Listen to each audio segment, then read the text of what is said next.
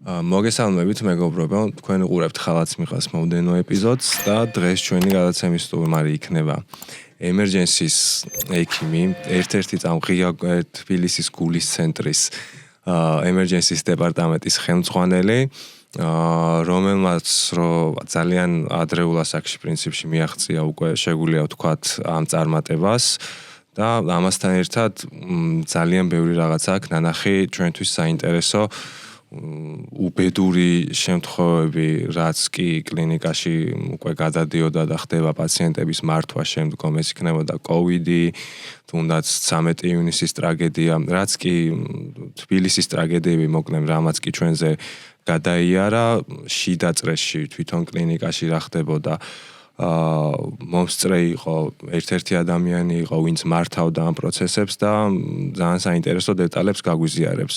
ეს არის საავთო უბილავა, როგორ ხარ? მადლობა დაპატიჟებისთვის. მოდი, ესეც რაღაცა მინდა გკითხო პირველ რიგში. მე როგორც მახსოვს იდეაში, რაც კი ერთად გადაკვეთა გქონია შენ თავიდანვე იყავი Emergency-ში და არცად არ გადაგიხვევია, ხო სწორი ვარ? კი, ნამდვილად მართალია. 2009 წელს მოვედი პირველად რესპუბლიკურ საავადმყოფოში. ჩემი პირველი განყოფილება Emergency იყო და პირველივე წუთებიდან მივხვდი, რომ სწორ დროს, სწორ ადგილას აღმოჩნდი, იმიტომ რომ ეს იყო ის, რაზეც ვოცნებობდი, როცა სამედიცინოზე ვაბარებდი და რაც მინდოდა რომ გამაკეთებინა. და მოდი ესეთ რაღაცას გითხრა, რა იყო რამაც ან თუ ხონია ის მომენტი, მოდი რა ის სხვა პროფილის მიმართულებით ვცდი თუნდაც ან მოდი ესე დაგისვავ კითხვას, რომ რა იყო ის, რა ემოციებს გაძლევდა Emergency, რის გამოც შენ დღემდე აქ ხარ და ესეთი წარმატებული ხარ. ეს არის მუდმივი ადრენალინი, რასაც იძლევა, ეს არის მუდმივი სატყოფნა, სისწრაფე, რაც ყველაზე მეტად მომწონს ჩემს პროფესიაში და სწრაფი გადაწყვეტილების მიღების უნარი. სიმართლე გითხრა, სხვა პროფესიაზე მიფიქრია, ალბათ ბევრჯერ მიფიქრია რეანიმაციის მიმართულებით და ანესთეზიის მიმართულებით, მაგრამ საბოლოო ჯამში მაინც ვერ შევძელი სხვა მიმართულებით წასვლა, იმიტომ რომ Emergency არის სწორედ ის ადგილი, სადაც დღემდე და ყოველ წამს სიამონებას ვიღებ ჩემი საქმიანობით, იმიტომ რომ ეს არის ის ადგილი, სადაც სხვაგან თავი ვერ ასოდეს, ვერ წარმოვიდგენია მედიცინის ვერცერთ დარგში. მაგალითად მქონია მომენტი, როცა სამედიცინოზე ჩავაბარე და ვიცოდი, მქონდა რაღაც პროფესიები, რომელიც ვიცოდი, რომ ნამდვილად არ წავიდოდი, მაგალითად პედიატრიაში ვიცოდი, რომ თავიდანვე არ ვაპირებდი წასვლას, გინეკოლოგია იყო ის მიმართულება, სადაც არ ვაპირებდი, ზოგადი ქირურგია მაგალითად ჩვენგან განსხვავებით, თავიდანვე ვიცოდი, რომ არ ვაპირებდი წასვლას. Emergency იყო ის პირველი, ასე ვთქვათ, ადგილი, სადაც მოვხვდი და დღემდე წარმატებით და ბედნიერად ვარ. ძალიან, ეხლა მეც რო ვიხსენებ რეალურად ჩემ Emergency-ში გატარებულ პერიოდს, მიუხედავად იმისა, რომ მე მაგ დროს პრაქტიკანტი ვიყავი, ისეთ ემოციებს მაძლევდა თუნდაც ის force majeure რო შემოდიო და უცბად ქაოსი არის რეალურად, მაგრამ საქმე ყველა იმ მომენტში დავალების მიცემა, საქმის გაკეთება, ისედაც ყველაფერი ნებისმიერი გადაწყვეტილება შენი წყვიტავს პაციენტის ბედს. ეგ პირველად ჯერ შეგრძნებები რომ მივიღე, მაგრად ვისი ამოვნე რეალურად მე უკვე ხა იმ მომენტში კი მაგრა ნერვიულობდი, მაგრამ ეგ ყველაფერს რო ხარშავ მაგ ემოციებს. თავარი რაც არის, ეს არის გუნდურობა რა. გუნდის თითოეული წევრი და თითოეული გოლი ძალიან მნიშვნელოვანია. ყველას აქვს თავისი ფუნქცია და მოვალეობა. იქ ჯაჭვური პრინციპია, იქ ერთი გოლიც რომ მოიშალოს, თუნდაც სტაჟიორის რგოლი, რომელმაც შეიძლება დროზე ვერ აწოდოს ანალიზი ლაბორატორიასა რაღაცა, ძალიან ძვირფას წუთს და წამს დაკარგავს პაციენტი. ეგ არის მთავარი, რაც მიყვარს ჩემს საქმეში და Emergency-ში, რომ ეს არის გუნდურობა, სისწრაფე და სწრაფი გადაწყვეტილების მიღების უნარი. წამები წვიტავს ყველაფერს. წამებში შეიძლება ადამიანს ან სიცოცხლე აჩუქო, ან ავნო და გამოუსწორებელი ზიანი მიაყენო. კი, ზუსტად და მართვაზე ვახსენეთ, რომ ყველას თავისი რგოლი აქვს და ხარ ამავდროულად როგორც თქვით თბილისის გულის ცენტრის გადაუდეველი დახმარების ხელმძღვანელი. შენ როგორც უფროსი, როგორ ახერხებ, რომ ის გუნდურობა შეინარჩუნო შენ გუნდში და რა ახერხებს მიმართა ამ ყველაფრისთვის, იმიტომ რომ აი რეალურად იყო ხელმძღვანელი არნიშნავს მარტო ესე ვთქვათ წყალებში მენეჯმენტის კუთხით იყო რა, იმიტომ რომ მაგ დროს ლიდერიც უნდა იყო იმ ადამიანების, იმიტომ რომ მოტივაცია მისცე, რომ არც ერთი რგოლი არ მოირღვეს და ერთად ის საქმე აკეთებონ, რასაც ესე კარგად აკეთებენ. ალბათ პირველ რიგში ეს არის მუდმივი კომუნიკაცია შენი გუნდის წევრებთან. როცა დავიწყეთ გულის ცენტრში emergency-ს გამართვა და აწყობა, ასე ვთქვათ, პირველ რიგში ეს იყო ძალიან მაგარი პროფესიონალები დამხვდნენ, რომ მივედი თვითონ კლინიკაში, ხელმძღვანელობიდან დაწყებული დაბალი რგოლი დამთავრებული, აი ყველა ძალიან მაგარი ადამიანები დამხვდნენ, ერთმანეთზე უკეთესები, ნამდვილად აი ამას თამამად ვიტყვი, რომ ნამდვილად გამიმართლა გუნდში, ძალიან მარტივად შევეწყვეთ და გაუგეთ ერთმანეთს და დღემდე მუშაობთ პრინციპით, როგორც ერთნი არ გვეშინია ერთმანეთისთვის აზრების გაზიარება, შენიშვნების მიცემა, ეს თანხლები და ბუნებრივი პროცესია მუშაობის. თუ გინდა რომ საქმე გაკეთდეს, მუდმივი კომუნიკაცია საჭირო სტაფის წევრებთან, დამხმარეებთან, ექთნებთან, შენს ექიმებთან, საბედნიეროდ ძალიან წარმატებით და კარგად გამოგვდის ეს ყველაფერი და იმედია ესეც გავაგრძელებთ. კი, ძალიან მაგარია ეგ რა და აი კომუნიკაციის ამბავი ახსენე და ეგ ძალიან მნიშვნელოვანი რაღაცა არის ჩემი აზრით, იმიტომ რომ აი რაც არ უნდა მაგარი იყოს ვიღაცა ნებისმიერ თუნდაც აი მე რაც არ უნდა მაგ ჩვეულებრივ ყველა ადამიანი ბუნებაში გვაქვს ეგ რა, აი რაც არ უნდა მაგარი იყოს ვიღაცა რაღაც მომენტში თუ კომუნიკაცია, საკმარისი კომუნიკაცია არ გაქვს ადამიანთან, ან მოდი კონტროლი დავარქვათ, თუნდაც ხარ ხელმძღვანელი რო ხარ, კი შენ შეიძლება ენდობი შენ დაქვემდებარებულებს, მაგრამ რაღაც მომენტში უკვე რო თუნდაც საკმარისად აღარ აკონტროლებ, იმიტომ რომ ნუ ხელმძღვანელის როლი ამასაც მოიცავს რა რეალურად. საკმარისად არ აკონტროლებ, მერე ყველა რა თქმა უნდა, მაგრამ ვიღაცა შეიძლება მოდუნდეს ასე შემდეგ და ამ ყველაფერს მერე უკვე სადავეები თუ გექცევა, მერე მართვაც ჩემი აზრით, ჩემი მენეჯმენტის გამოცდილებით რაც მაქვს მიუხედავად იმისა, რომ სხვა სფეროში მაქვს საერთოდ სადავეები თუ გაგექცა, მერე უკვე მობრუნება უკვე ბევრად ძნელი არის, ვიდრე ის სტაბილურობა შეინარჩუნო და აი მედიცინაში როგორ ხდება ეგ ამბავი. კი, გეთანხმები, რომ ნდობა მთავარია ჩვენ საქმიანობაში, იმიტომ რომ ნდობის გარეშე არ გამოვა, საქმე არ გაკეთდება, მაგრამ უნდა ენდო, რა თქმა უნდა, მაგრამ ყოველ ამასთანავე მუდმივად უნდა შეამოწმო და გადაამოწმო. საბედნიეროდ რომ ვიწყებდით თავიდან შენებას, ასე ვთქვათ, emergency-ს ამ განყოფილების ჩამოყალიბებას, იყო პატარ-პატარა ხარვეზები, მაგრამ აი კიდევ და კიდევ კომუნიკაციას დაუბრუნდები, ურთიერთობას დაუბრუნდები, მუდმივი კომუნიკაცია ერთმანეთთან, მუდმივი განვითარების უნარი, მუდმივად იმის ცდაში ვიყავით, მეც აი ჩემი უფროსი ეგთანით, რომ აი როგორ გაგვეუმჯობესებინა ერთმანეთი, როგორ შეგვეწყო ხელი ერთმანეთის, როგორ განგვევითარებინა ჩემი მხარე, თავისი მხარე და ის გუნდის წევრები, ვინც ავარჩიეთ და ვინც დღესდღეობით ყავს საბედნიეროდ, შევძელით და ჩამოვაყალიბეთ, აი თამამად შემიძლია ვთქვა, რომ ერთ-ერთი საუკეთესო სტაფი არის ქალაქში კი არა ქვეყნის მასშტაბით, რომელიც ძალიან მაღალი პროფესიონალებით არის დაკომპლექტებული და ერთ-ერთ საუკეთესო სერვისს თავაზობს პაციენტს. ძალიან დიდი და შრომატევადი საქმე გაკეთდა, ძალიან ბევრი გათენებული ღამე, ჩართვები, ზუმით კონფერენციები გაგვიკეთებია, გვილაპარაკია, გვისაუბრია, რაღაც პრობლემები ქონია და საბოლოო ჯამში მივიღეთ ის შედეგი, რაც ეხაც გვაქვს. ნუ რა თქმა უნდა, ჩვენ ამ ყველაფერზე არ ვჩერდებით, მედიცინა ხო იცი როგორი რაღაცა, ყოველ წამს რაღაცა იცვლება, სულ უნდა განვითარდე, წინ უნდა წახვიდე და რაც თავარია, მიღწეულით არასოდეს არ უნდა დაკმაყოფილდე. კი, შეიძლება რაღაცა გააკეთო უმაღლეს დონეზე, უმაღლეს ხარისხში, მაგრამ და მე მოდუნდა გაჩერდე. სხვა გადაგასწრებს. არა, იმდენად სწრაფად განვითარებადი დარგია, იმდენად ყოველ საათობრივად იცვლება ყველაფერი, რომ შეიძლება მე შენი ის თუნდაც 3-5 წლის შრომა წყალში ჩაიყაროს ერთ წუთში და კი. 0-დან მოგიხდეს ყველაფრის დაწყება. და აი შეცდომები ახსენე, რაც ბუნებრივი არის და შენების დროს თუ შეცდომები არ დაუშვი, რეალურად იქამდე ვერ მიხვალ, რომ რაც ახსენე, რომ ძალიან მაღალი კარგი პროფესიონალები ჩამოყალიბა. ამ შეცდომები მოდი დავარქვათ კრიზისი. ან იყოს შეცდომები.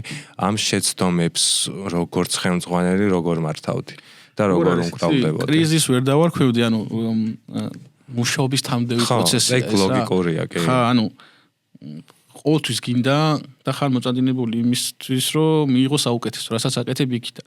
მაგრამ როცა ახალ გუნდს აყალიბებ და ახალი სტაფი ყავს, ხო, რომელსაც სიტყვაზე იყო რამოდენიმე, ვინც იმ დღეს გავიცანი და პირველად ქონდა შეხება, ხო? ასეთი ადამიანებისგან შენ სულით ხო ზე ხარისხში აყვანილ საქმეს რა, რასაც მიჩვეული ხარ, რასაც მე მიმოჩვიეს მაგალითად ჩემმა მასწავლებელმა და როგორც ვიყავი მიჩვეული. ის ადამიანი შეიძლება თავის მაქსიმუმს აკეთებდეს იმ კონკრეტულ მომენტში, მაგრამ ეს შენ არ გაკმაყოფილებდეს. მაგრამ ჩვენ იმდენი მოვახერხეთ, რომ დაველაპარაკეთ სიტყვაზე ყოველი დღის შემდეგ მე და ჩემი უფროსი ერთანი ვიჯექით და ვაანალიზებდით სიტუაციას, თითოეული გუნდის წევრი აი ექნებს ეხება და დამხმარებს, რომ აი რაღაც რეზიუმესავით ვაკეთებდით, აი როგორ იმუშავა, რა გააკეთა კარგად, რა გააკეთა ცუდად. მე ამას ისე ვაწვდით რა, რომ ვეუბნებოდით, რომ კი იდეალურად მუშაობ ყველაფერი, მაგრამ ხო არ ჯობია ამ კუთხით წავიდეთ, ამ კუთხით განვითარდეთ და აი ესე მივაღწიეთ რა იმ ხარისხს, რაც დღეს გვაქვს საბედნიეროდ. აი გეხარ რასაც მეუნები რეალურად ეგ მეტყველებს ლიდერის თვისებებზე და არა როგორც მენეჯერის, ანუ მენეჯერი კი ხარ, მაგრამ მენეჯერის გარდა, ანუ კაი მენეჯერი ვერ იქნება ადამიანი თუ არ ხარ კარგი ლიდერი რა. აი ეგ ყველაფერი რეალურად რასაც შენ მეუბნები, რეალურად ბევრს არ შეუძლია. მეც ეხლა გადაკვეთა რაც მქონია, მე როცა ვიყავი პრაქტიკანი და შენ ექიმი, მაგ დროს უკვე მეც მახსოვს, რომ აი ეგ ის მომენტი არ გქონია არასდროს, რომ აი თუნდაც ყველა როგორც ან თანასწორად დამიყენებდი, მახსოვს რომ რაღაცას ამიხსნიდი, მეც თუ რაღაც მით უმეტეს ახლა პრაქტიკანტი ვიყავი, შეცდომები რა თქმა უნდა მექნებოდა, იმიტომ რომ თავის არა ქვია, ექიმად არ დავბადებულ ვარ, ამიხსნიდი, გავივლიდით და ეგ თვისება შენში რომ არ მოგატყუებ და ძალიან მომწონდა და მეტყველებს შენ ლიდერულ თვისებებს რა და ეგ ბევრს არ შეუძლია და კაი მენეჯერი ჩემი აზრით თუ გინდა იყო, ეგ თვისებაც უნდა გაგაჩნდეს რა, მაგის გარეშე რთული არის პროცესების მართვა. ნუ შეუძლებელი არ არის, მაგრამ შენ თავთანაც უფრო გისწორდება რა, მოდი ესე დავახარისხებ, ანუ შენ რომ მართავ და მე უხსნის იგებს რაღაცას და უბრალოდ შენ ნათქვამზე არ აკეთებს რაღაცას და რო იცი რომ ამ ადამიანმა რაღაცა გაიაზრა, ცოდნა მიიღო და იმიტომ აკეთებს ამ ყველაფერს და არა იმიტომ რომ შენ ხარ მაგის უფროსი და ამას ეუბნები, ეგ ძალიან მაგარი რაღაცა არის რა. ხო, ეგრე არის რომ უნდა დაანახოს სხვა კუთხით. წეღანაღული შენ და კიდე გავიმეორებ, რომ შეიძლება თulides რომ თავის მაქსიმუმს აკეთებს. და კი შეიძლება მართლა იმ მომენტში მაქსიმუმს აკეთებს, მაგრამ იმ კონკრეტულ ეტაპზე არ არის ის მაქსიმუმი გაკეთებული, რაც გააკეთა საჭირო. თუ სხვა კუთხით თუ აუხსნი, დაელაპარაკები და გაუზიარი და შეგნებულად ეტყვი, როგორ ჯობია, ყოველთვის იღებ იმ შედეგ, რაც გინდა ხოლმე. იმავე დღეს თუ არა, მეორე, მესამე, მეოთხე მორიგებაზე აუცილებლად იმ ადამიანს მიიღებ, ვინც გინდა რომ ყავდეს რა. ძალიან მაგარია. და თვითონაც ხვდება, რომ პირიქით ვითარდება თვითონ და ხო, ანუ ერთმანეთს ვეხმარებით, ამით არის მე ნებისმიერი იმას, ვინც სასარგებლო რჩევას მომცემს ან შენიშნავს, ანუ ჩვენი სამსახური ძალიან სტრესული სამსახურია მოგიხსენება რა. სიჩქარეში კეთდება ყველაფერი, ძალიან ჩქარა და სწრაფად უნდა იმოქმედო და როცა სწრაფად და ჩქარად მოქმედებ, იქ უკვე ინსტინქტის დონეზე მიდიხარ. შეიძლება რაღაც მომენტებში რაღაცების გააზრება ვერ მოახერხო. იქ შეიძლება დაუშვა შეცდომა და აუცილებლად დაუშვებ შეცდომას, მაგრამ გვერდიდან ვინც გიყურებს ის ხედავს ამ ყველაფერს, ხო? რო გეუბნება, ეს არის ზუსტად რა შენი სტაფის წევრი. ის ხვანაირად სხვა თვალით უყურებს. შენ შეიძლება თუ ლიდერო ეს ამ მომენტში ასეა, მაგრამ ის იძახის და გეუბნება რომ ეს ასე არ არის. აი ეგ არის ზუსტად რა, განვითარება და ერთმანეთის ხელი შეწყობა, რომ ერთმანეთის თავი და კუთხე საუკეთესო მხრიდან წარმოვარჩინოთ რა. ზუსტად. სტრესი და სტრესული სიტუაცია ახსენე და მოდი ესეთ რაღაცას კითხავ. ხა როგორია გადაწყვეტილებების მიღება სტრესულ სიტუაციაში? ძალიან რთულია რა, ძალიან ბევრი, ანუ დავიწყებ იქით, რომ ფიქრისთვის ძალიან დიდი დრო არ გაქვს. იმიტომ რომ შენს წინ ისეთი ადამიანია, რომლისთვისაც აი შენი ნაფიქრი ყოველი წამიც კი იმისთვის ძალიან ძვირფასია. ამიტომ ცივი გონებით უნდა იმოქმედო და ну, რა თქმა უნდა, მას ძალიან დიდი ცოდნა ჭირდება, ძალიან დიდი გამოცდილება ჭირდება, გამომუშავებაც კი, რა თქმა უნდა, გეთანხმები და ალბათ ღვთისწყალობით ჯერჯერობით არ ყოფილა ისეთი მომენტი, რომ არასწორი გადაწყვეტილება მიმეღოს და ამით რამე პაციენტისთვის დამეშავებინოს. კი, ძალიან კაია და დარწმუნებული ვარ მაგაში და მე რაც მინახავს მიუხედავად იმისა, რომ მე ემერჯენსში რეალურად ალბათ დაახლოებით 1 წელი მაქვს გატარებული, რაც მახსოვს, ჩემი თვალით მაქვს ნანახი და მაგიტო რეალურად შენ რა პროფესიონალიც ხარ და როგორც მუშაობ თუნდაც პაციენტებთან, თუნდაც შენ სტაფთან, მაგიტო გეხვეწე ამდენი რეალურად რა მოსულიყავი ჩემთან და მიხარია რომ საბოლოოდ გამონახე დრო და დამთახთი.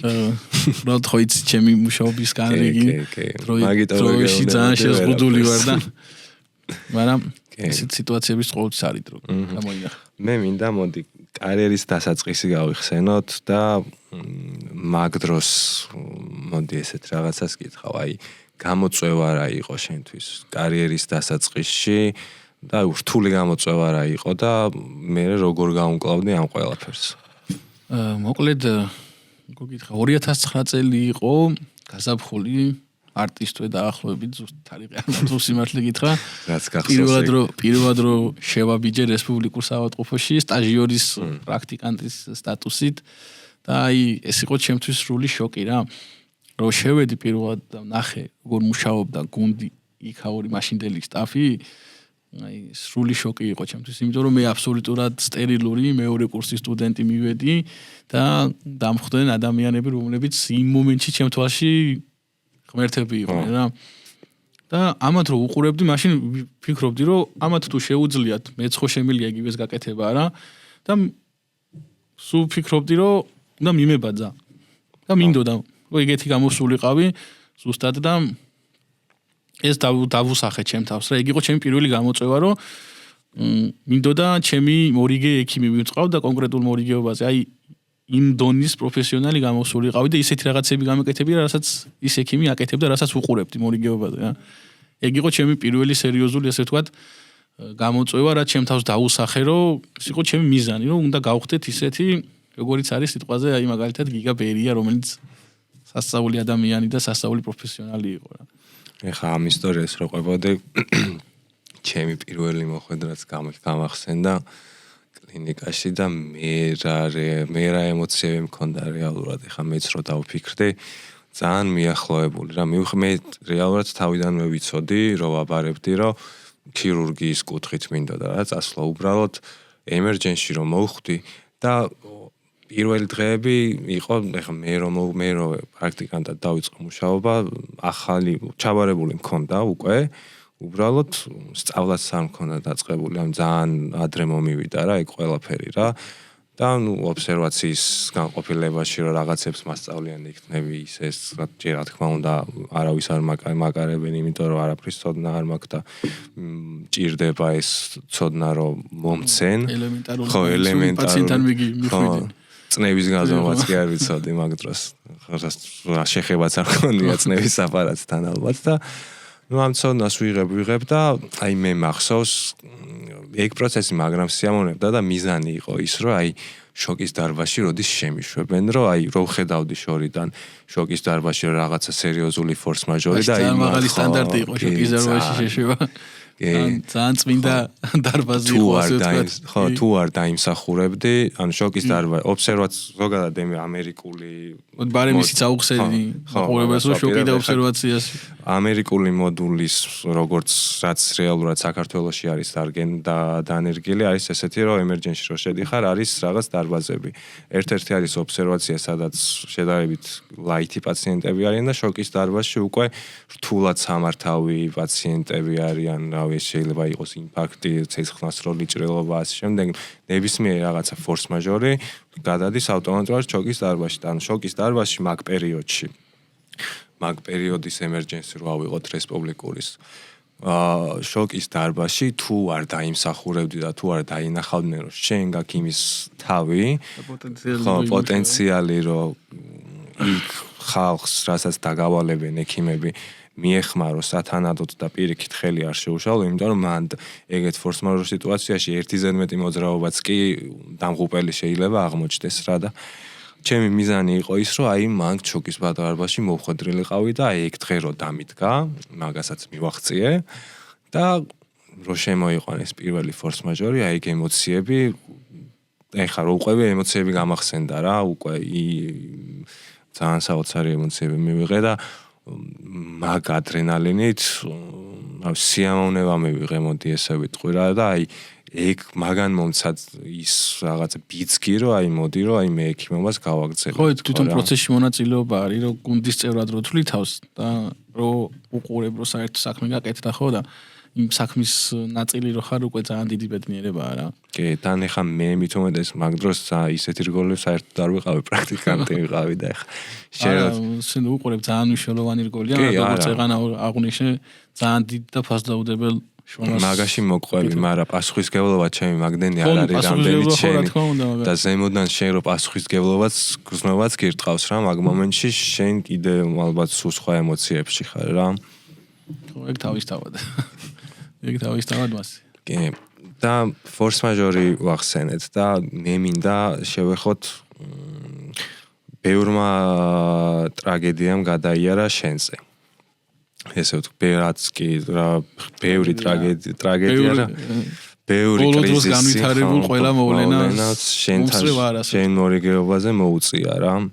ერთ-ერთი იყო 13 ივნისი წყალდიდობა რა ხდებოდა კლინიკაში რა ხდებოდა საერთოდ და ნუ სანამ კლინიკამდე მივალთ მე მგონი არც იცოდი ხო არაფრით გამორჩეული დღე არ იყო ასე ვთქვათ ჩვეულებრივი მორიგეობა იყო როგორც სტანდარტულად შემოდიოდა გადიოდა პაციენტები არც ვიცოდით თუ წვიმა იყო გარეთ თურმე წვიმა კი არა საშინელება ტრიალებს ქალაქის ცენტრში მართლა არ ვიცოდით გავიგეთ იქიდან რომ დედა ჩემმა დამილეკა მახსოვს რომ ხომ მშვიდობით ხარ და რაშვების ათხარო და მეთქი რა ვიცი და მორიგეობაზე ვარ ჩვეულებრივად ნუ ვერ არის ადიდებულიო ვერ ადიდებულაო და მთელი ქალაქი წყალს მიაქო და ხო უსაფრთხოდ ხარ და მეთქი არის ნერვიულო მორიგეობაზე ვარ დამშვიდი არაფერი არ მემუქრება თქო და რამდენიმე წუთში იყო რომ პირველი პაციენტი მოიყვანა სასწრაფომ ორი ახალგაზრდა ქალბატონი იყო მახსოვს აი სუტალახით დაფარული აი მარტო თვალები უჩანდათ რა და ზედაპირული ტრაუმებით ჰქონდათ გადაციებით ძირითადად. ხო. მაგრამ იმდენად შოკში და იმდენად სტრესულ სიტუაციაში იყვნენ, რომ ვერაცნობიერებდნენ რა მოუვიდა, ცად იყვნენ, რატო იყვნენ, რატო აღმოჩნდნენ იმ კონკრეტულ სიტუაციაში და მე იყო და მოყვა და ნუ აღარ გაჩერებულა იმ ღამეს სასწრაფო. ძალიან დიდი ადამიანური ტრაგედია იყო, აი ყოფილა შემთხვევა, რომ ორი მოუყვანიათ და ეძებდნენ მესამეს ვისთანაც ერთად იყვნენ ხა კონკრეტიკას არ დავაკონკრეტებ და ეს მესამე ადამიანი რამოდენიმე საათის მერე მოუყვანიათ გამთენიისას და ამათი შეხვედრა აი ეხაც ემოციებში ვარ დამბურდა ხო რომ გამახსენდა და თვალწინ მიდგას რომ ეს ადამიანები როგორ შეხვდნენ ერთმანეთს იმიტომ ესენი კლინიკაში მესამე ადამიანს ეძებენ უახლოეს მეგობარს ნათესავს თუ ოჯახის წევრს ზუსტად არ მახსოვს ვინ იყო და ეს ატირებული როგორ გადაეხვნენ ერთმანეთს, ნუ აი ძალიან ჩვენ ცალკე ვტიროდით, ისინი ცალკე ვტიროდით, იმიტომ ძალიან გულშემატკივროდი და გვინდოდა რომ ერთმანეთი ეპოვათ. ბევრი იყო ესეთი ტრაგედია რა. ბევრი ადამიანი. ყველაზე რთული შემთხვევა რა იყო იმ ღამეს, რა თქმა უნდა, ანონიმურობის დაცვით. ყველაზე რთული შემთხვევა. ეხა ისეთი რომ ვინმეს აპარატული დახმარება, აპარატული სუნთქვა დაჭირებოდეს, სიმართლე გითხრა არ მახსოვს. იმდენად ბევრი პაციენტი იყო, მაგრამ იყო ძალიან ბევრი პაციენტი აი გადაციებით, ან წყალში დიდხანს ყოფნით. იყო ზედაპირული ჭრილობებით, მაგალითად იქ ბევრი შუშა რო ჩატყდა ზოგ შუშა დაეცა და იყვნენ ღია ჭრილობებით, იყვნენ მოტეხილობებით. თული პაციენტი არ სიმართლე გითხრა არ მახსოვს რომ ვინმე ისეთი ძალიან ძიმე და რთული პაციენტი ყოფილიყო რა აი მართვითი სუნთქვა დაჭირება და ნამდვილად არა ხა უფრო ემოციური უბრალოდ ბევრი იყო აი ნაკადი იყო ძალიან დიდი ნაკადი იყო თუნდაც 120 თუ 130 კაცი გავატარეთ ერთ ღამეში თუ არ ვცდები ძალიან ბევრია მეორე დღის საღამომდე ვიყავით წინასმენის ხალხი და ნუ იქ რა თქმა უნდა ხა ჩვენი კოლეგებიც დაგვეხმარნენ ვისაც ეცალა და ვინც სახში იყო იმ დღეს და მორიგი არ იყო რა თქმა უნდა ქონდა კომუნიკაცია ერთმანეთთან არც ანუ იქ ისეთი სტაფი მუშაობდა იმ დროისთვის რომ არც იყო საჭირო რომ დაგვერეკა თვითონ ჩამოდიოდნენ იცოდნენ რა სიტუაციაც იყო იმიტომ რომ პირველი დარტყმა მაშინ ქალაქის ცენტრში ყველაზე ახლოს მდებარე საავადმყოფო იყო და რა თქმა უნდა რესპუბლიკურმა საავადმყოფომ მიიღო მოკლედ ღვთისწყალობით და მშვიდობით გადავაგორეთ ის ღამე ძალიან მაგარია და მე როგორც მივხვდი მე ეხლა ჩემი ისტორია რეალურად მაგ ღამისგან შენ რაც გამოიარე მე ვიყავი მაგ დროს მგონი მე-11 ან მე-12 კლასში და ზუსტად მახსოვს რას ვაკეთებდი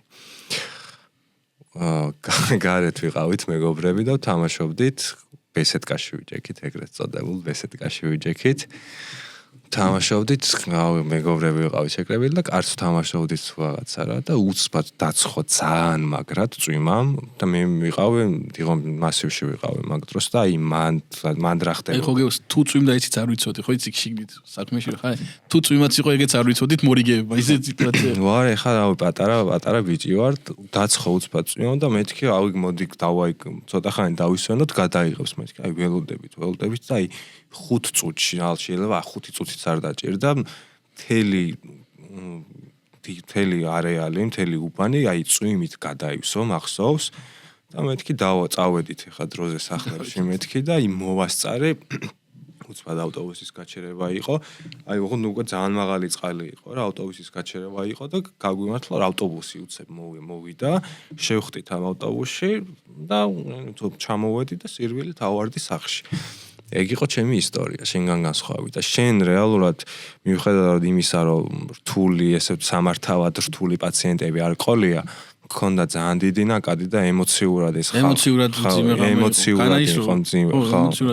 უფრო რთული მეორე და მესამე დღე იყო მე ცნობილი კადრების ბეჰემოთის გახსოვთ მე მთელი ქალაქი რო გაერთიან და თბილისის დასასუფთავებლად და მაშინ ყველა ადამიანს ვინც კი იმუშავა დაჭირდა ანტიტეტანური იმუნიზაცია წარმოგიდგენია რამდენი ადამიანი მუშაობდა და ყველა რესპუბლიკურში მოვიდა შატის გასაკეთებლად ყველაზე ახლოს გარდა იმისა რომ ჩვეულებრივი პაციენტებსაც ხო ვიღოდით აი 200 კაცი მოდიოდა დღეში შატის გასაკეთებლად წარმოგიდგენია და ამ ყველაფერს მაშინ ხელით ვწერდით აუ აბა იქ რასაში ისტორია უნდა გაგვეხსნა და გვიფიქსირებინა შეგიყვანა შატი გაგიკეთებია მონაცემები და მე ფორმას გაგემზადები 200 კაცი ძალიან ბევრია ძალიან და აი ემოციურობა ვახცენით და ემოციურად რა მოგცა აი რა გასწავლა შენ მაგ დღემ პირადად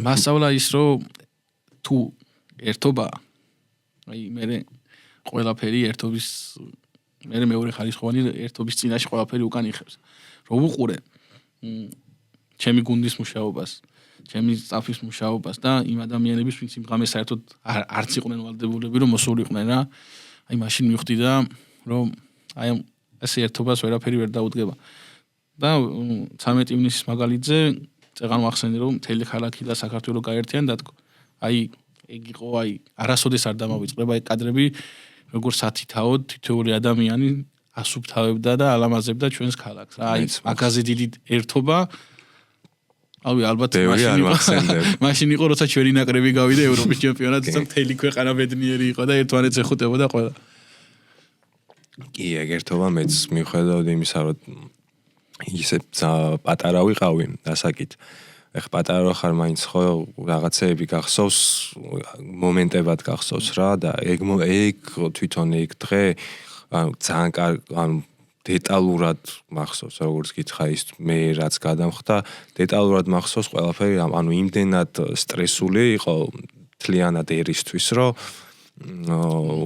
ყველა თითქმის ყველა დეტალი მახსოვს დღემდე რა და ეგრე არ ხდება ხოლმე ეხლა რაც უფრო წლები გადის უფრო და უფრო რაღაც ფრაგმენტებად გახსენდება რა რაღაცეები კიდე მინდა ერთ ტრაგედიას რა მოდი მოვლენა დავარქვათ რომელიც ძალიან ადრე მოხდა ეს იყო მგონი 2011 წლის 26 მაისი რაც მე პირადად მაგ დროს 12-13 წლის ბიჭი ბავშვი ვიყავი და მე ეგ პერიოდი რეალურად პირდაპირ ვთქვათ არ მახსოვს ასაკიდან გამოდნარე და ესე პირადად მე არ მირტყავდა, მაგრამ ნუ ყველაფერი რა თქმა უნდა დღეს ვიცი რა როგორ ხდებოდა რა. სიღრმეებში რო არ შევიდეთ და არც უნდა შევიდეთ, კლინიკა რა სიტუაციაში იყო ამ დღეს? როგორი სიტუაცია იცი, აი თუნდაც 13 ივნისიდან განსხვავებით, როცა ეგეთი რაღაცა ხდება, ასეთი მოვლენისთვის წინასწარ ხარ განწყობილი და მომზადებული, აი როცა მრავალათასიანი მანიფესტაცია იქ შეიძლება რაღაცა ყოველთვის მოხდეს ამ სიტუაციას ეგუები და ხარ ამისთვის შეგუებული. სამეცნიერო მომზადებულიც. იმ დღესაც ძალიან ბევრი და დიდი უზარმაზარი ნაკადი იყო ხალხის. ოღონდ სხვადასხვა თასიანი ძირითადად დამწრობა, გაზის განმოწამული გაგუდვები და ეს რეზინის ტყუები. ძალიან ბევრი როგორც მაშინ და როგორი იყო მაგ დროს ამ დაზიანებების მართვა, იმიტომ რომ მაგ დროს ასაკიც ესეთი სტაჟიანი ექიმიც არ იყავდა მაშინ. მაგ დროს უკვე ექიმის სტატუსით მუშაობდი რესპუბლიკურ საავადმყოფოში და ნუ ჩემი უფროსი კოლეგები, ჩვენი ექიმები და ძალიან ბევრი მთელი კლინიკა იქ იყო ფეხზე იდგა. კლინიკური დირექტორიდან დაწყებული ყველა იყო ვიცოდით რომ შეიძლება ეგეთი რაღაცა მომხდარიყო და შესაბამისად ასე თუ ისე ოდნავ მომზადებულები შევხვდით. განსხვავებით იმ სტიქიური უბედურებისგან. ყველას გაეწია სათანადო ძალიან ადეკვატური დახმარება. რა თქმა უნდა, ექიმების ზედამხედველობის ქვეშ ხდებოდა ეს ყველა, ანუ ჩვენით ანუ ზედაპირული დაზიანებები, ჭირობები, რასაც პირველად ქირურგიულად დამუშავებას ვაკეთებდით, მე რა თქმა უნდა ქირურგების რამოდენიმე ბრიგადა მუშაობდა. შენ მაშინ პატარა იყო. მე არ მომეწია. ანუ ჩვენ პირველად დახმარებას უწევდი და შემდეგ კონკრეტული სპეციალისტი ნახულობდა რა მიმართულებით ჭირდებოდა ამ ადამიანს, თუ თაბაშირი იყო დასადებით, ტრავმატოლოგი ნახულობდა, თუ ჭირობა იყო გასაყრენი. შესაძლოა შეყვავდა და ასე. პირადი უსაფრთხოება როგორ იყო მაგ დროს თვითონ, იმიტომ გეკითხები რომ ეგთანი რო ხარ, ხში მეტი შეხება გიწევს უფრო მეტად ვიდრე ექიმს რა ამ ყველაფერთან. რა თქმა უნდა, მაქსიმალურად დაცულად მუშაობდით, ანუ ჩვენი მთავარი საქმეს როცა აკეთებ მედიცინაში მთავარია პირველი შენი უსაფრთხოება. შენ უსაფრთხოებას ვერ იცავ.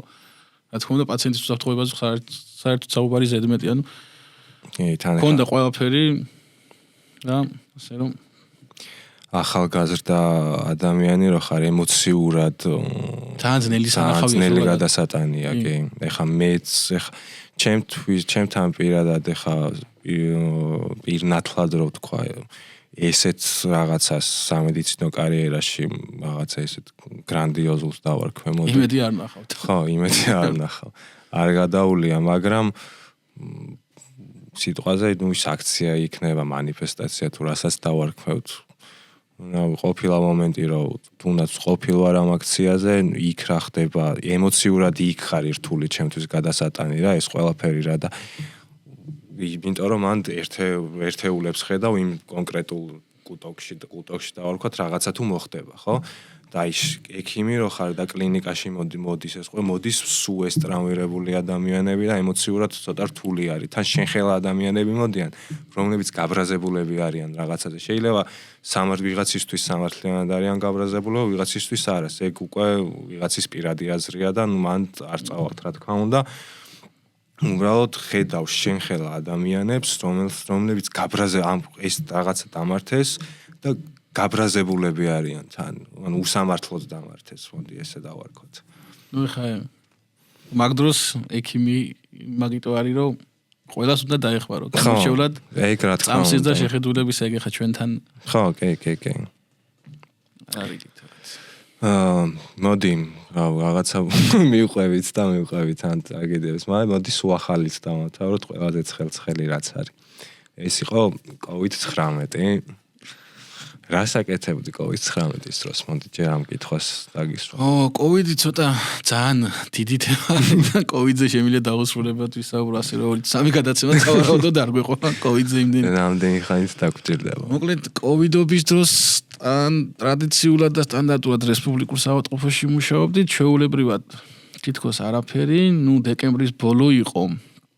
აი ეს პირველი შემთხვევები რო დაფიქსირდა უხანში და მერე დაიწყო დანარჩენ სოფლიოში გავრცელება. თებერვლის ბოლო იყო თუ მარტი, არ მახსოვს უცად პირველი შემთხვევა რო ქონდა რა. აი რომ მაშინ უკვე თებერვლის ბოლოს უკვე ვიცოდით, რომ რესპუბლიკური საავადმყოფო იქნებოდა ერთ-ერთი კლინიკა, რომელიც ამ პაციენტების ნაკადს მიიღებდა. ინფექციურ საავადმყოფოსთან ერთად. გადავკეთდით მაშინ არ იყო ბევრი შემთხვევები იმ მომენტში თავიდან როცა იწყებოდა პანდემია, ცხელების ცენტრად გადავკეთდით. ანუ პროფილი საერთოდ შეიცვალა კლინიკამ მთლიანად გადაკეთდა, სხვა პროფილის პაციენტებს ვიღებდით და ყველა ცხელებიანი პაციენტი ხდებოდა რესპუბლიკურ საავადმყოფოში. პირდაპირ აეროპორტიდან იქ თერმოს კლინიკს ვინც ვერ გაივლიდა და დაუფიქსირდებოდა ცხელება, ეგრევე მოყავდათ, ანუ იქვე იდგა ბრიგადები, ჩასვამდნენ ამას მანქანაში და მოდიოდნენ მერე ჩვენთან. ნუ ახლა ჩვენ თქო უნდა ვიღებდით, უნდა დაელაპარაკო, გასინჯო, გამოკითხო ანამნეზი. მაშინ PCR ტესტები თავიდან დასაწყისში ყველასთან აკეთებოდა, თავის კრიტერიუმებია ყველაფერს რომ დაეკმაყოფილებინა კრიტერიუმები რომ PCR ტესტირებისთვის გაგვეშვა, ან მოგვემზადებინა და PCR ტესტირებისთვის გაგვეშვა, თუ არა და სტანდარტულად გამოკვლევებს უკეთებდი და თუ გამოკვლევებში არაფერი, რა თქმა უნდა ეწერებოდნენ სახში, მაგრამ აქაც ძალიან დიდი ნაკადი იყო, აი კი თან იმდენად მთელი მსოფლიო იმდენად იმას შიში იყო, მოდი შიში დავარქვათ, რომ და იმდენად ახალი ვირუსი იყო, არ ვიცოდით როგორ უნდა გვემკურნალა, როგორ უნდა მიგვეხედა და ცოტა დაბნეულები ვიყავით. კი, პირველ ეტაპზე დაბნეულები ვიყავით, მაგრამ მე რაც უფრო მეტი დრო გავიდა, მედიცინა უკვე მიაგნო. კურნალობის პრინციპებს და უკვე არა მაინც ძალიან დიდი ადამიანური დანაკარგი და ტრაგედია დატოვა. კი თან უყურე მან რა მომენტი არის რა, ანუ რაღაცა ეგეთი ახალი რო არის და ეგეთი მასიური და მარტო საქართველოში არა მთელ მსოფლიოში რა კუბოები გაქონდათ და ხალხს ვეკრძალავდნენ ისეთი ამბავი იყო მართლა ხო? მართო ეგეთი რაღაცა მით უმეტეს როცა ესე მასობრივად გიწევს რა, მარტივი ამბავი არ არის და ბევრი შეცდომაც იქნებოდა დარწმუნებული ვარ. თუნდაც მე ხო დაგვემატა რომ აი მე უკვე მსუბუქები ვინც იყვნენ და ეს კარანტინის პერიოდი რო ქონდათ სასტუმროები რო საავადმყოფო კლინიკა ტყუილად კლინიკაში ადგილი ტყუილად არ დაკავებულიყო და რაღაცა მენეჯმენტის კუთხით გადანაწილებაში პროცესებში ვიხვეწებოდით რა და ეგ იყო რთული მომენტი და ბუნებრივიც და ლოგიკურიც. ძალიან კარგად იმართა ჩვენთან პანდემია. აი ძალიან დიდი როლი ითამაშა პანდემიის მართვაში ამ COVID სასტუმროების გახსნა. იმიტომ რომ რეალურად ძალიან შეუწყო ხელი სტაციონარების განტვირთვას და რეალურად ადგილი გამოუნთავისუფლა სტაციონარში იმ პაციენტებს, ვისაც რეალურად ჭირდებოდა დახმარება. აი მეორე ტალღა იყო თუ არ ვცდები ბრიტანული შტამი რო შემოვიდა, ძალიან აგრესიული შტამი იყო რა. ძალიან აგრესიულად მიდიოდა განსაკუთრებით მოგეხსენება ეხა ქრონიკული დაავადებების მქონე პაციენტებში ძალიან სწრაფად ამძიმებდა. აი დილით მოვიდოდა პაციენტი სტაბილური იყო, არც ჰემოდინამიკურ მაჩვენებლებს უჭირდა, არც რესპირატორულ, მაგრამ საღამოს შენ თვალწინ მიუხედავად კურნალობის ისე მძიმდებოდა, რომ გადაყავდა მე მართვით თქواზე რა. თან აგრესიული შტამი იყო.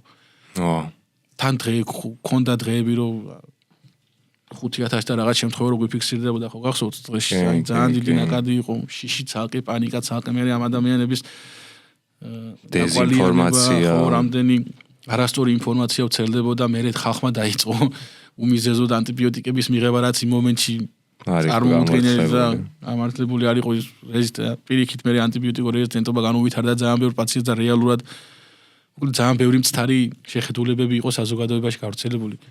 ვიცი როგორც ხდება ხოლმე რა ერთი პატარა დეზინფორმაცია ოდნავ გაპიარება და მე ინსტინქტურად მიყვება ყველაფერი. კი, ზუსტად თან რაღაცა ახალი რო არის ეგეთი და ეგეთი მასიური გინდა არ გინდა ეგ დეზინფორმაცია ან ისეთ ჩვეულებრივი ნებისმიერ ყოველდღიურ ცხოვრებაში არის დეზინფორმაცია მით უმეტეს ეგეთი მასიური რაღაცა არის რამაც ვიღაცას შეიძლება პოპულარობა მოუტანოს, ხო? მოდი ესე დავარქვათ რა. ითხოვს ხელს ასეთ. ხელს ითხოვს, რომ რაღაცა სახელი მოიხოჭოს. პირადი სარგებელი მიიღოს და სახელი მოიხოჭოს. კი, ბევრი იყო ეგეთი ადამიანი პანდემიის დროს და სამწუხაროდ. და რუხშიც იყავი, ხო? კი. როგორ იყო, იცი? როცა დადგა საჭიროება რაიონში მოგეხსენება როგორი მდგომარეობა დღესდღეობით და იყო ესეთი რაღაცა რომ რესპუბლიკური გუნდი გაიყო ორ ნაწილად. ნაწილი უნდა დარჩენილიყო კლინიკაში და ნაწილი უნდა წასულიყო რეგიონებში. რუხში უნდა გაგვეხსნა იგივე COVID მიმღებ ცენტრი, რაც იმ მომენტში ქონდა რესპუბლიკურ საავადმყოფოში. ამიტომ სტაფის ნაწილი, ვინც რესპუბლიკურში მუშაობდით, წავედით რუხში. ექიმები, ექთნები. აი როგორ გითხრა, რო ჩავედით, მაშინ იმ მომენტისთვის რუხის საავადმყოფო არ ფუნქციონირებდა, როგორც ასეთი უბრალოდ იყო შენობა აშენებული და რაღაც დეტალები იყო დასამთავრებელი. და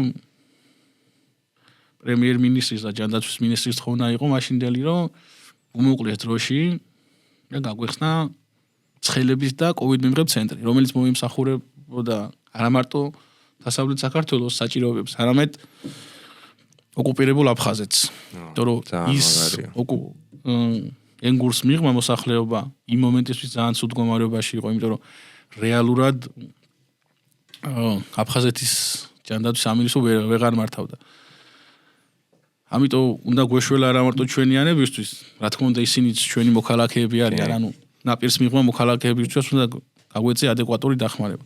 აი ეს იყო ძალიან მაგარი мотиваცია, კიდევ ერთი დამატებითი мотиваცია რა ჩვენთვის. ძალიან მაგარია. ჩასვლიდან ზუსტად სამკვირაში შევძელით ის, რომ გავაკეთეთ COVID მიმღებ ცენტრი. აი ეგეთ კარგ საქმეში რო წვლილი გაქვს შეტანილი, მაგრამ შინაგანად ამ დარწმუნებული ვარ ძალიან გეამაყებ მე როცა ეგრე ვიქნება. ირჩევ ამ პროფესიას, ხო?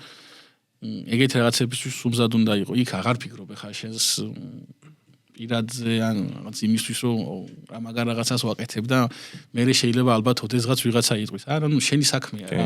შენი ყოველდღიურობა, სხვანაირად არ გამოვა. კი, უბრალოდ აი შენ რო მეც რო ხარ რაღაცა განსაკუთრებული შემთხვევები ხარ, ჩემი განსაკუთრებული შემთხვევები იმდენი კი არა, ნუ ისეთიც არ არის, მოდი ესე დავარქმევ. ასაკიდან გამომდინარე, ხო, რაც მაქვს შინაგანად რო შენ თავთან რო გისწორდება, ეგ ანუ რაც გაძლევს იმის мотиваციას, რომ ექიმობა გააგრძელო რა, ეგეთი რაღაცები ბევრი გაქვს რა და ერთ-ერთი არის თუნდაც რა ვიცი ეს რუხის საავადმყოფოში აფხაზების დახმარება იქნება მაგ რეგიონის კონკრეტულად. ძალიან ბევრი აფხაზს გაუწიეთ სხვათა შორის. არა მარტო ქართველებს, ძალიან ბევრი აფხაზი ყავდა რუხის ცენტრში, ან შემიძლია გავიხსენო სოხუმის რესპუბლიკური საავადმყოფოს დირექტორიც კი ჩვენი პაციენტი იყო, წარმოიდგინე, ჩვენ გამოვაჯამთელეთ და გავუშვით უკან. ძალიან მაგარია და რეალურად იმიტომ მინდოდა ზუსტად შენ რა ყოფილიყავი ჩემი სტუმარი ამ პროფილის ექიმიდან პირველი, რომ ვიცი რეალურად ეხა მე ბევრ რაღაცაზე, ნუ ესე გაკვირით თქვა რა, მინდა შენასაუბრები რა გვიკეთებია და ბევრ რაღაცაზე ესე უფრო სიღრმისეულად ერთმანეთთან ესე არ გვისაუბრია, თუნდაც COVID-ი რო ახსენოთ. ეხა მე COVID-ის დროს ვიყავი სასტუმროებში. და ნუ რეალურად კლინიკებმა, ნუ ერთ-ერთი მოდი ვახსენოთ რესპუბლიკური საავადმყოფო მართლა, რომელმაც ისეთი მზადყოფნა გამოაცხ პირველი იყო, მოდი ესე ვიტყვით. პირველი ინფექციური საავადმყოფოს პირველი კლინიკა იყო, ვინც თბილისის მასშტაბით დაიწყო. საუბარ გამოთქვა, რომ გვერდში დადგომოდა, ესე ვთქვათ, ჩვენ ქვეყანას რა. ნუ მერე სხვაებიც წამოეწინენ და ნუ ის რაც არ ფუნქციონირებდა, დანგრეული რაც იყო ამდენი წელი, რაღაც რეაბილიტაციაც მოხდა რაღაც დონეზე მოხდა კი.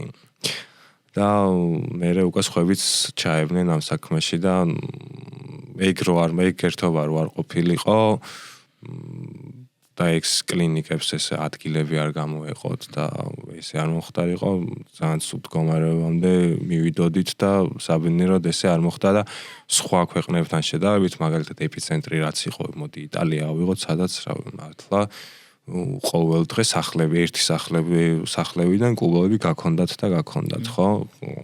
საბედნიეროდ ეგეთ ცუდ დღეში ვიყავით, მაგრამ ეგეთ შავ დღეში არ ყოფილვართ ჩვენ რა და ეს დამსახურება არის კლინიკების, მერე უკვე სასტუმროების და მერე უკვე ადაპტირდით და იდეაში ახალგაზრდებს არც გვიჭირდა დიდად რა, უფრო მაინც ასაკიანი ხალხს ფიქრობ, რომ უმეტესწილად.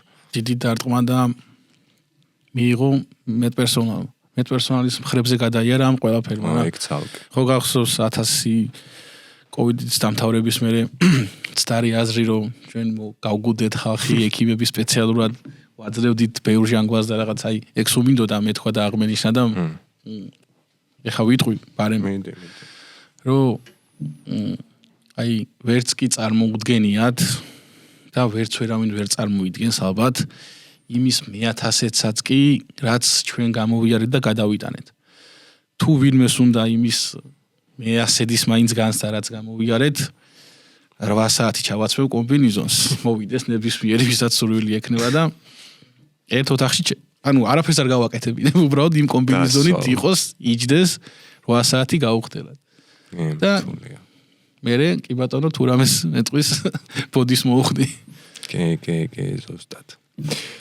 როგორც თქვი მოდი ცოტა პოზიტივზეც გადავიდეს და ემერჯენსის ექიმი როცა ხარ ყოველდღიურად ძალიან ბევრი პაციენტი მოდის შენთან და მოდი გავიხსენოთ აი ის რამდენიმე თუნდაც ერთი პაციენტი ანონიმურად ან თვითონ ისტორია აი რაც ემოციურ რაღაც იუმორისტულად გაქვს ჩარჩენილი რა იმიტომ რომ ემერჯენსში რომ მოდიან ჯერ ხო ყველანაირი ტიპის ადამიანი მოდის და აი ყველანაირი ბუნების გაგების ასე შემდეგ და აი მაგის გარდა ნების აი ყველანაირი იდიოტობა შეიძლება შეემთხვეს ადამიანს რავი ესე ერთი არასოდეს არ დამავიწყდება ერთი ახალგაზრდა ბიჭი იყო რომელიც მოვიდა ემერჯენსში იმიტომ რომ კოღოს ნაკმენი ძალიან ებხანებოდა და ითხოვდა დახმარებას არასოდეს ეგ ბიჭი აი ხაც მაგვითი სახე თვალწინ მიდგას არასოდეს არ დამავიწყდება იმიტომ რომ იმდენად გაოგნებული უყურებდი არ ვიცოდი რა მეპასუხა როგორ დავხო იმიტომ რომ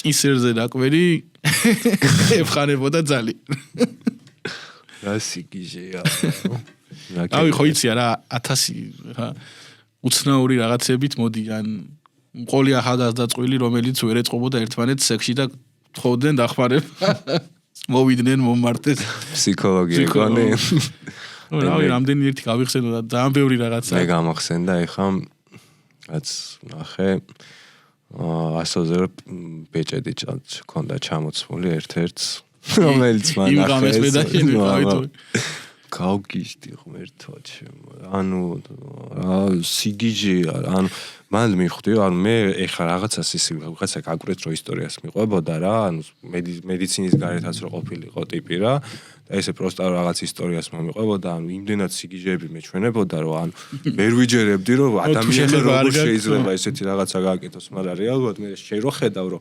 რასაც გიყვებიან მაგაზე 100 ჯერ უარესებს აკეთებენ ტიპები მე უკვე რთულია არ დაიჯერო რა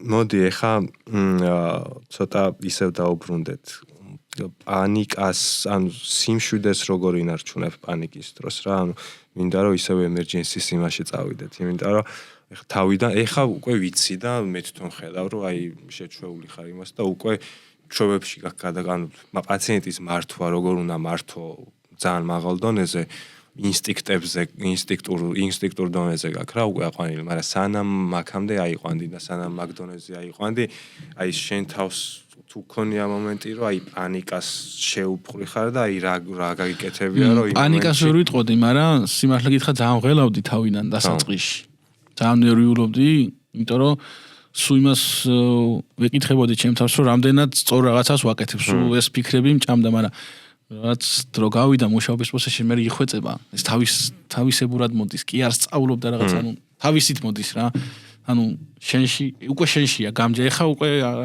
ამდენი წელია ეხა უკვე გამჟარი მაქვს მაგრამ აი თავიდან კი ვღელავდი არ ეხა ნებისმიერი ის არის მაგრამ თუ პანიკას აყევი გაგიყოლია პანიკამ და რაღაც მომენტში ეჭვი შეიტანე შენი გადაწყვეტილების ისტორიაში იქ პაციენტი დაღუპულია თუ შენ თავს არენდობი იქ გამორიცხულია შენ პაციენტს ამე სარგებელი მოუტანო პირიქით იმ პაციენტს ავნებ ამიტომ არა აქ ექიმს მარტო ემერჯენსი ექიმზე არ არის აქ საუბარი ზოგადად ნებისმიერი პროფილის ექიმს არა აქ იმის უფლება რომ თავის თავში 1%-ით მაინც იყოს შეიტანოს ეჭვი და არ იყოს თავის თავში დარწმუნებული კი მაგაში გეთანხმები 100%-ით რა იმიტომ რომ არიან ტიპები რომლებიც მართლა ძალიან მაგრები არიან და ისა ბევრს ფიქრობენ რაღაც მომენტებში ან თავში ეჭვი შეაქვთ.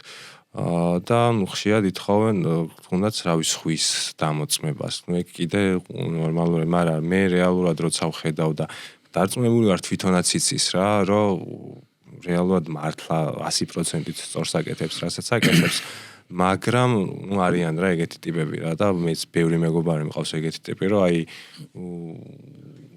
ეგ არის გუნდურობის თემა და გუნდურობის პრინციპი. იმიტომ რომ ზოგადად ერთი პროფილის სპეციალისტის არასოდეს არ არის პაციენტი. ხო, რა თქმა უნდა. აი, კი, პირველი პაციენტი ყოველთვის emergency ექიმის არის და პირველ და სწრაფ გადაწყვეტილებას, სწორ გადაწყვეტილებას emergency ექიმი იღებს და emergency ექიმი აყალიბებს ტაქტიკას რა როგორ და რანაირად, მაგრამ საბოლოო ჯამში პაციენტის მართვა ხდება გუნდურად. სხვადასხვა პროფილის სპეციალისტთან ერთად. და შენი საკუთარი აზრის სხვისთვის გაზიარება, ეს პირიქით. ეგ კაია. ძალიან მაგარია და კარგია. იმიტომ რომ სად ერთი თავი რო აზროვნებს და სად 3 და 4 თავი. ამიტომ ეს არის პრინციპურობა და გუნდურობა თავარი. რო სხვადასხვა ეჭვი შეგარდა. არა, ეჭვი არა. იცი რომ სწორს აკეთებ, მაგრამ შენსაც უზიარებ. შენსაც უზიარებ. შეიძლება იმ მომენტში 100%-ით არ ახარ რაღაცაში დარწმუნებული ახლა. ამოუწურავი სფეროა მედიცინა და უზარმაზარი ცოდნაა და ზღვა ცოდნაა. ყველაფერი ფიზიკურად ვერ გეცოდინება რა. გამორიცხულია ყველა დარგს ერთ სიმაღლეზე ფლობდე. ამიტომ კი პირველად იცი რა უნდა გააკეთო, მაგრამ რჩევის და აზრის კითხვა სხვისთვის, კოლეგისთვის ეს არის კულტურის საგანი და საკითხი რა. მედიცინის ნაწილია ვფიქრობ რა. ეს შენთვის ეს არ არის სირცხვილი. არა. მედიცინაში არ ცოდნა, ასე ვთქვათ, არ არის ცოდვა რა. პირიქით. თუ არ იცი და არც არავის არ ეკითხები, ეგ უფრო დიდი დანაშაულია, ვიდრე რაღაცას აკეთებ და დარწმუნებული არ ხარ. ეგ უფრო დიდი დანაშაულია რა. კი, 100%-ით გეთანხმები და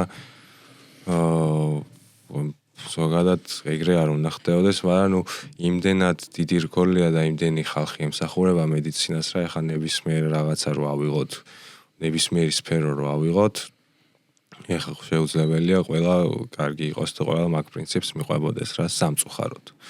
მაგრამ ნუ ცხოვრება ესეთი არა, მაგრამ საბედნიეროდ არსებობენ ძალიან ბევრი უმეტესობა ისეთი ექიმები, რომლებიც ზუსტად რაც თქვი, ზუსტად მაგ პრინციპებს მიყვებიან და არა იმას, რომ თუ არიციან, მაინც რაღაცას აკეთებენ. არა, პირიქით, მე ვისთანაც მაქვს რეალურად კომუნიკაცია და ეგ ადამიანობის მომენტზეც განსაზღვრავს რა. ეხლა მე რო ხედავ, რომ ვიღაცა ეგეთი ტიპი არის, თუ ექიმობას რო თავი დავანებოთ თუნდაც რა, ნუ ეგეთი პიროვნება თუ არის ვიღაცა, მე იმასთან კომუნიკაციას ვერ ვიჭერ და არ შემიძლია რა, იმიტომ რომ მე რო რაღაცა მეგობრული დავიჭირო, ეგ იქნება ჩემი მხრიდან ყალბი პირდაპირ ვეთქვი რა.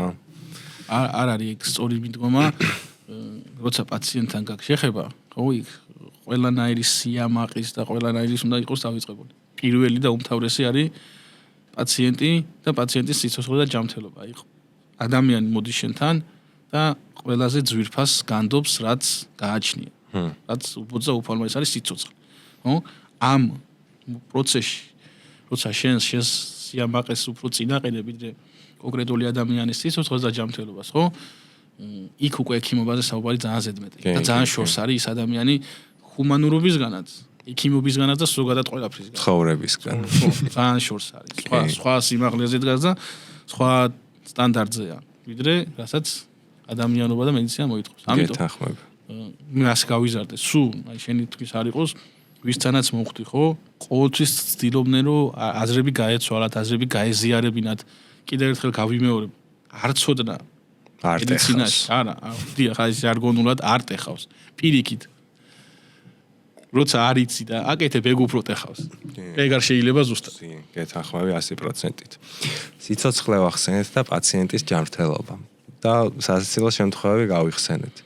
emergency მით უმეტეს იმ emergency რა სკოლას რა რომ იმ emergency სკოლას რაც შენ გაიარე, სკოლამ რაც შენ გაიარე, უამრავი სირთულის პაციენტები. მე რაც მინახავს ამ ერთი წლის მანძილზე, ანუ ისეთი პაციენტები ყავს რეალურად გადარჩენილი და ისეთი გუნდურობა და ისეთი შეკრული მუშაობა იყო, რომ იმ პერიოდში მოდი პირდაპირ ვიტყვი, არ დამალავ, რომ ყველა კლინიკის emergency ვერ შეძლებდა ამ პაციენტის გადარჩენას.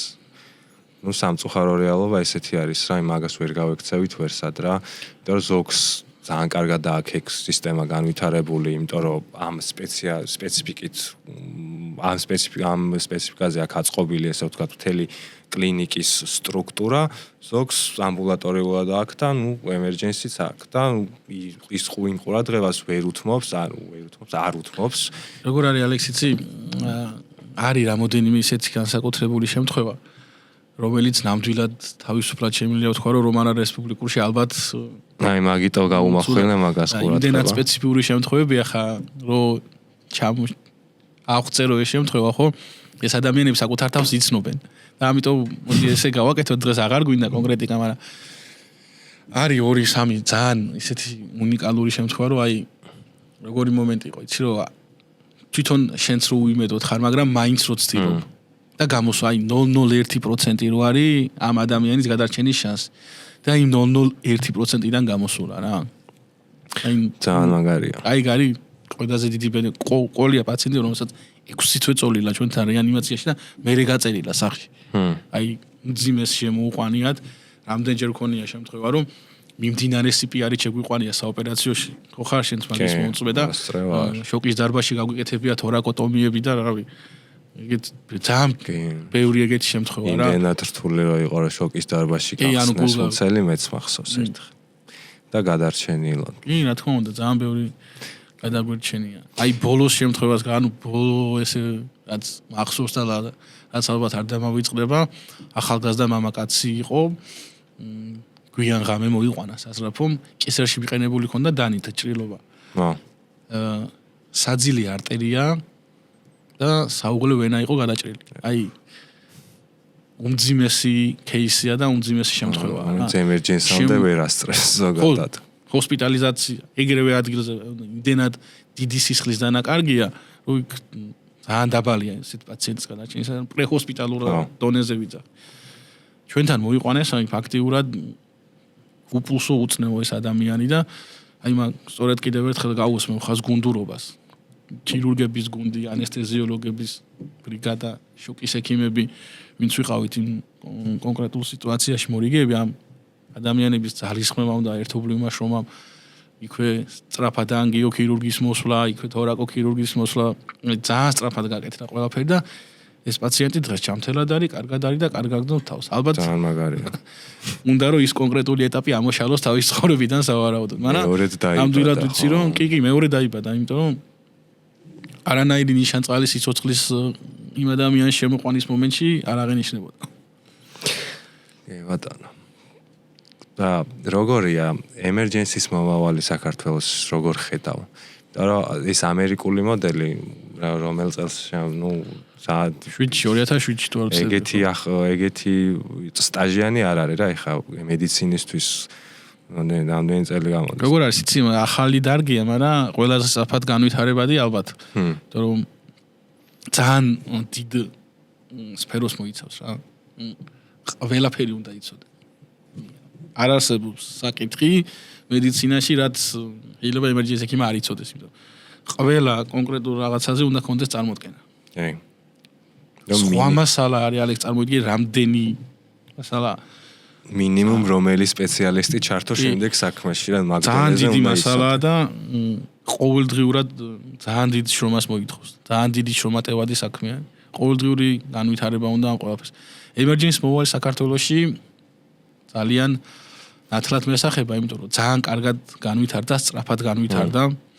ძალიან სწრაფად შეეწყო ჩვენს რეალობას, მოვარგეთ ასე ვთქვათ ეს ამერიკული მოდელი ქართულ რეალობას და დღესდღეობით მთელი ქვეყნის მასშტაბით გადაუდებელი მედიცინის განყოფილებები ყველგან დარწმუნებული ვარ ძალიან წარმატებით და კარგად მუშაობენ. ძალიან ბევრი კვალიფიციური ემერჯენსის ექიმი გაიზარდა საქართველოში, რაც როგორც წარმომადგენელი ამ დიდი ოჯახის ძალიან მეამაყება და ძალიან ბედნიერი ვარ, რომ ამ მართლა ღირსშესანიშნავი და აი როგორ გითხრა, ჩემთვის მინდა ოჯახის წევრი ვარ რა, როგორც ერთ-ერთი რიგითი ჯარისკაცი.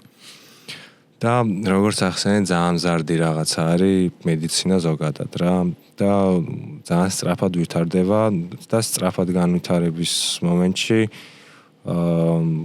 ხდება ისეთი ყველაფერი ისე ვერ მიდის რა, იმიტომ რომ დროში, ანუ იმდენად ტემპში აყვე ამ ყველაფერს რა, როგორც არ უნდა გავიქცეთ, ძნელია და შეცდომებს უშვებ, მაგრამ ამ შეცდომებზე სწავლობ. და ერთი მოდი რას შეცვლიდი, ან რას დაამატებდი, როგორც აი შენ როგორც შიდა სამზარეულოდან უყურებ ამ ყველაფერს რა და ესეთი აი ჯანდაცვის სისტემაში აი რას შემატებდი, რომ უკეთესი გახდეს. ჩემი აზრით როგორ გითხრა იცი? კი, ძალიან სწრაფად ვითარდება, ძალიან ყოველწამიერად და წუთიერად იცვლება შეხედულებები. სიტყვაზე გუშინდელი გაიდლაინი შეიძლება დღეს განახლდეს. აი ხა მე და შევსაუბრობ და შეიძლება რომელიღაც გაიდლაინი ხა ამ წუთას განახლდა და რაც ვიცოდით არ ვისწავლია ის უკვე აღარ იყოს ვალიდური და მოქმედი. ძალიან კარგად დაუწყო ზოგადად ქართულმა მედიცინამ და ქართველმა ექიმებმა ამ ყველაფერს ფეხი ხა სადაც მიმუშავია და ვისანაც მქონია შეხება, ხო? აი მაგალითად გულის ცენტრზე ვიტყვი, აი რესპუბლიკურ საავადმყოფოზე ვიტყვი. პაციენტის მკურნალობის ძირითადი პრინციპი ემყარება აი ამ გაიდლაინებს, თანამედროვე ცოდნას. რაც შეეხება რას შევცვლიდი, ხო? ალბათ ჩემის აზრით პირველად რგოლს უფრო გავაძლიერებდი რა. ჯანდაცვის პირველად რგოლს უფრო გავაძლიერებდი. სხვას რა ვიცი, დანარჩენი ჩემზე უკეთ იციან მესეურებმა და იმიტომ კითხე შენ ეს კითხვა იმიტომ დაგიშვი რომ აი რაღაცას შიდა სამზარეულოდან შიდა სამზარეულო რო იცი ადამიანმა ხა გარედან ყველაფერი შეიძლება იდეალურად ჩანდეს იმიტომ რომ საქმე მაინც კეთდება საქმე ყოველთვის გაკეთდება ხო რა შევცვლით ყველაზე მთავარს ღირსეულ ანაზღაურებას ჩვენს მედდებს და ექიმებს კი ნამდვილად რა იმიტომ რომ არ მოუწიოთ 3 და 4 სამსახური კი იმისთვის რომ ელემენტარულად თავი გაიტანონ რაც პროდუქტიულობაზეც ურტყავს რა თქმა უნდა. კი, იმიტომ რომ გადაღლილი ექთანი და გადაღლილი ექიმი ძალიან საშიშია ასე ვთქვათ. კი. გეთანხმები მაგაში და მოდი ესე ვიტყვი რომ ბევრად ნაკლებს შრომატევად საქმეში რომ ბევრად მეტი ანაზღაურების მიღება შეგიძლია ვიდრე ექიმობაში. მით უმეტეს როდესაც ეს ბიზნესი ძალიან შემოსავლიანი სეგმენტი არის ეხავს მეტი არაფერი რა. კი ბატონო. მოდი მაშინ შეგვიძლია გავიდეთ პრინციპში ბოლოში. მადლობას გეტყვი პირველ რიგში მოსვლისთვის და იმიტომ რომ ახლა რეალურად ჩვენ რაც ვისაუბრეთ, მე ძალიან ბევრი ინფორმაცია მივიღე და თვითონ შენი თავით სხვანაირად დავანახა რა, მოდი პირდაპირ გეტყვი, იმიტომ რომ ესე როცა ამ თელი ჩემი მუღამი რა არის ახლა რომ ამ პოდკასტების წერის ერთ-ერთი მუღამი ის არის რომ აი სიამოვნებს რეალურად ჩემთვის საინტერესო ადამიანებთან რომლებსაც საინტერესო კარიერის გარდა საინტერესო ადამიანები არიან და პიროვნულად ანუ ეს პიროვნულად კაი ადამიანები რო არიან მაგიტო ერთ-ერთი ხელშემწყობი ფაქტორი არის ის რომ ესეთი კარგი და წარმატებული კარიერა აქვს და როგორც ვახსენე 36 წლის ასაკში თბილისის ერთ-ერთ წამყვან კლინიკაში ემერჯენსის დეპარტამენტის ხელმძღვანელი იყო ძალიან რთული რაღაცა არის რა მადლობა კიდევ ერთხელ ბევრი ინფორმაცია მივიღე და იმედია რაზეც ვისაუბრეთ ეს ტრაგედიები აღარ განმეორდება და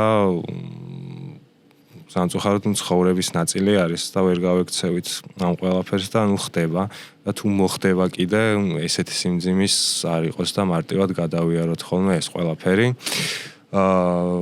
თქვენ კი მეგობრებო გეტყვით რომ ეს პოდკასტი იწერება Echo Chamber-ში ყველანაირად ყველაფერში დაგიდგებიან გვერდში თქვენთვის თავარი არის რომ გქონდეს კარგი იდეა და მონტაჟი იქნება დამუშავება ყველანაირად თქვენ გვერდში იქნებიან ფიდბექებს მოგცემენ რა როგორ ჯობია თქვენთან ერთად გაივლიან ამ ყველაფერს და როგორი გამოდის და როგორი ჩანაწერები არის თქვენ თვითონ ხედავთ სახეზე მეც არაფერს არ გეტყვით მომავალ შეხვედრამდე